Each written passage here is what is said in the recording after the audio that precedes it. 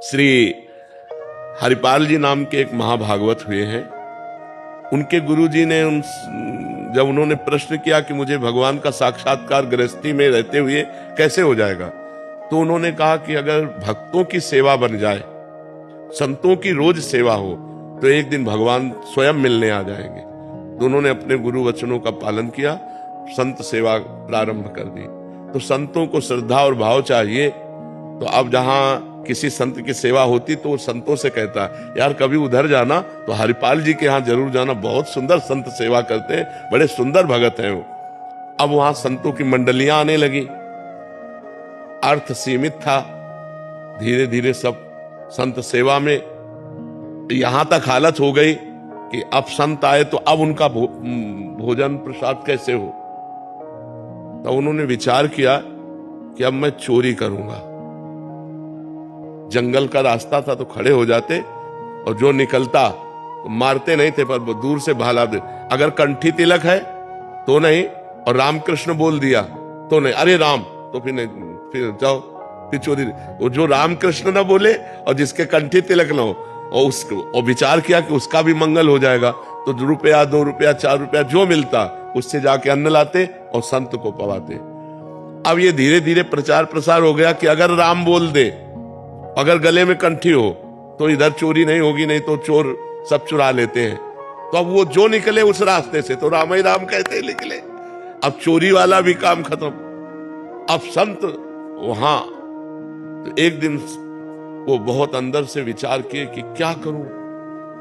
गांव के बाहर बैठे, अब जो निकले वहां से राम राम राम, क्योंकि पता है इस गली में चोर लगते। तो अब वो बैठे विचार, अगर आज मुझे कुछ ना मिला, हमारे संत भगवान भूखे चले जाएंगे तो हमारा वर्षों का नियम टूट जाएगा। भगवान का चिंतन कर रहे थे।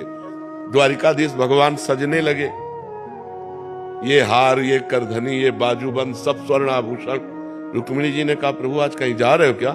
बोले एक विचित्र भक्त है, उसके दर्शन देने जा रहे हैं। तो कहा, प्रभु हम भी चलेंगे आपको? बोले जरूर चलो, पर पूरा श्रृंगार कर लो। रुक्मिणी जी ने भी पूरा श्रृंगार किया, भक्तमाल जी में चरित्र है, पूरा श्रृंगार किया रुक्मिणी जी ने भी। पर कहा, देखो नाराज मत होना, हमारा भक्त विचित्र है, और कोई भागवतिक चिन्ह नहीं, कोई तिलक नहीं, कोई कंठी नहीं, और परस्पर व्यापार की चर्चा करनी है। रुक्मिणी जी ने कहा, ऐसा कौन भक्त की भगवान की चर्चा नहीं कर ली, तो कंठी तिलक नहीं, कोई भागवतिक चिन्ह नहीं, बस संसारिक वार्ता करनी।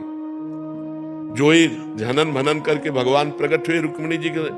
हरिपाल जी ने देखा, इतना धनी, आज तक ऐसा धनी हमने नहीं देखा, जितने आभूषण, भगवान सेठ रूप में और उनकी पत्नी के रूप में रुक्मिणी जी।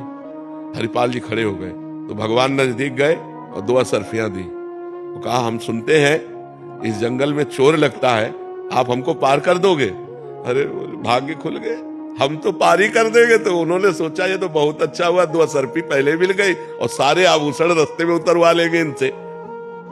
बीच रास्ते में जब जंगल में पहुंचे तो भाला उठाया और भगवान की तरफ किया, कहा सारे आभूषण उतारो। भगवान तो आए थे उतारने के लिए, संत सेवा के लिए, देने के लिए। रुक्मिणी जी से, रुक्मिणी जी का सुदर्शन चक्र को याद करो। बोले इस समय सुदर्शन चक्र नहीं, बोले यही वो भक्त है जिसके लिए हम आए हैं। बोले प्रभु भक्त कैसा? बोले पहले सब उतार दो। उतार, अब अंगूठी नहीं उतारे, तो उनका उतारो अंगूठी, इससे 5 संतों का भोजन होगा। तो भगवान ने कहा, समझती हो, अपना सर्वस्व संतों को लुटा करके, और जो धर्म विमुख जन है उनका धन लेकर संतों की सेवा में लगाते थे। तो अब जब ये बातें होने लगी तो हरिपाल जी चौंक गए। तो उनका, तुम चिंता मत करो, तुम जिसको इष्ट मानते हो वही मैं तुम्हारा इष्ट हूं। भगवान ने अपने स्वरूप का साक्षात्कार कराया और कहा, यह आभूषण ले जाओ, कुल परंपरागत लक्ष्मी बढ़ती रहेगी, अब घटेगी नहीं, खूब संत सेवा करो। तो गृहस्थी में यदि संत सेवा हो जाए तो भगवान चलकर आकर दर्शन देंगे किसी न किसी रूप में, इसमें कोई संशय नहीं, पर है कठिन।